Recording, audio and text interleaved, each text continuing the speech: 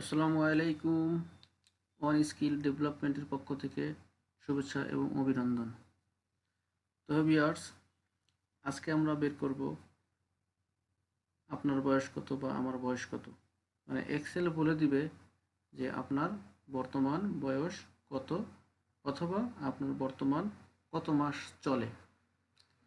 এটা খুব সিম্পল একটা বিষয়, খুব সহজে চাইলে আমরা এই জিনিসটা বের করতে পারি। তো আসলে বয়স শুধু এখানে আমি একটা এক্সাম্পল দিচ্ছি যে আমার বয়স অথবা আপনার বয়স।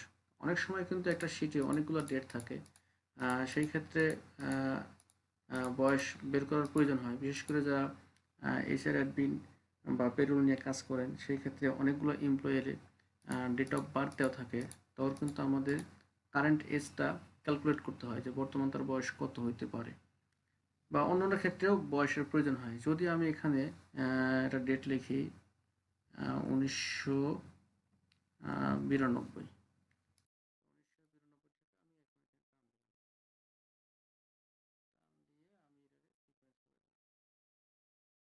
যাই হোক, এখানে 1992, 93, 94, 95 অনেকগুলো আছে। তো এরকম যদি, এটা তো ইয়ার, সাথে আমি একটু ডেট লাগাই দিই 1/1/1992। তো এই জিনিসটা যদি আমরা একটু সাজাই নেই, একটা যদি আমরা সাজাই নেই,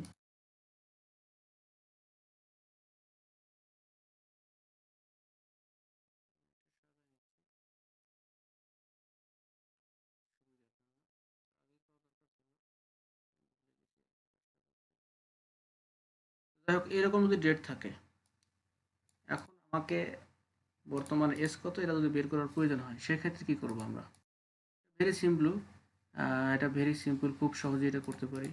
তো আমরা দেরি না করে এখানে আমরা ব্যবহারটা খুব দ্রুত শিখে ফেলি। এটা করার জন্য আমাদের এখানে কারেন্ট যে এজ আছে, এখানে আমরা ছোট্ট একটা ফর্মুলা ব্যবহার করব।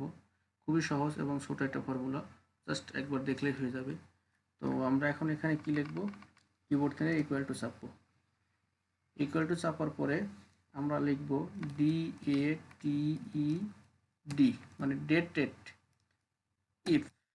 ডেটেড ইফ দিয়ে আমরা ফার্স্ট ব্র্যাকেট দেবো, কিবোর্ড থেকে ফার্স্ট ব্র্যাকেট দেবো।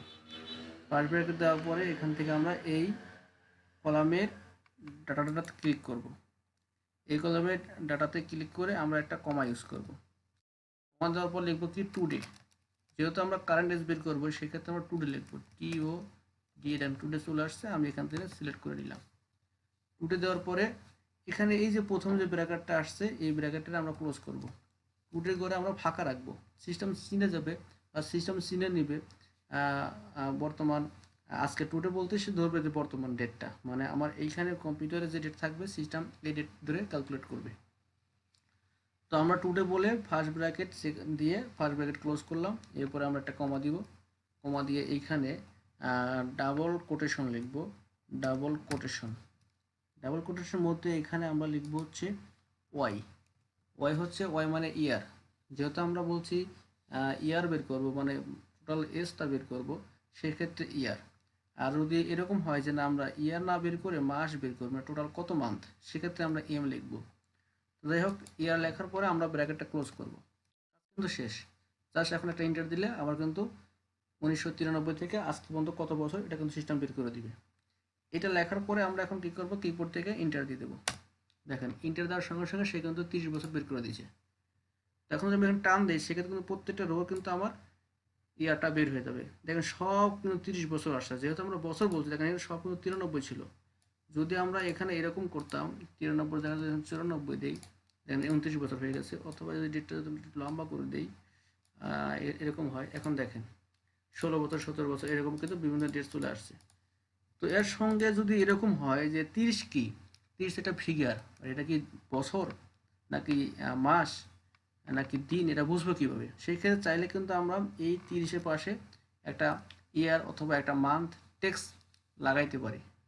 সেটা আমি দেখাই দিচ্ছি কীভাবে করব। এটার পরে আমরা এখানে একটা অ্যান্ড চিহ্ন ইউজ করব। অ্যান্ড দেওয়ার পরে আমরা এখানে ডাবল কোটেশন দিব।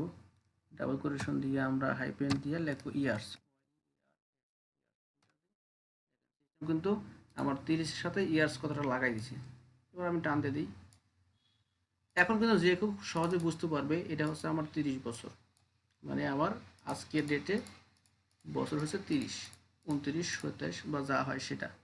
এখন যদি কেউ মনে করে না আমি আসলে এটা বছর না, আমি এটা মান্থে দেখতে চাই, তাহলে আমরা এই যে ওয়াই যা আছে ওয়াই জায়গায় আমরা এম লিখে দেবো, জাস্ট এম লিখে ইন্টার দিলে কিন্তু আমার মাস বের হয়ে গেছে, মানে 361 মাস, অর্থাৎ 361 মান্থ। এবার টান দিলে কিন্তু আমার এরকম করে প্রতিটা রোতে এই রিফ্লেকশনটা চলে আসবে।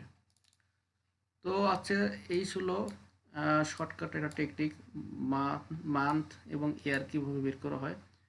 আমি আশা করি আপনারা বুঝতে পারছেন। তো ঠিক আছে, আপনারা যদি ভালো লাগে অবশ্যই আমার পেজকে লাইক এবং ফলো দিয়ে রাখবেন এবং আমার সাথেই থাকবেন ভবিষ্যতে আরও সুন্দর সুন্দর শর্টকাট টেকনিক জানার জন্য। ওকে, সর্বশেষ ধন্যবাদ, এখানে শেষ করছি। আল্লাহ হাফেজ।